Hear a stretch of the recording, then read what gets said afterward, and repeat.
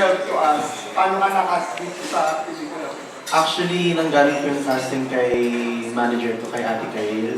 Tapos, tinext lang po niya ako na, uy, may casting, ganito, ganyan. Tapos, nag-audition po ako kay Direct Bobby. Then, ang dami talaga pinagdaanan ng audition kasi nung una, syempre, I'm doubting myself kasi this is my first time. Or, binasa ko yung sinend sa akin na PDF ng mismong story. Sabi ko, akala ko parang sobrang liit lang ng character ko. Pero since first project ko po siya, hindi ko na-expect na ganun kalaki na yung character.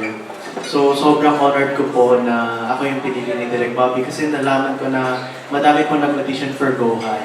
So ang ginawa ko naman as an experienced artist, ginawa ko, pinrove ko yung sarili ko na kahit wala akong experience sa ganitong bagay, I proved myself to be a better version of myself for Gohan.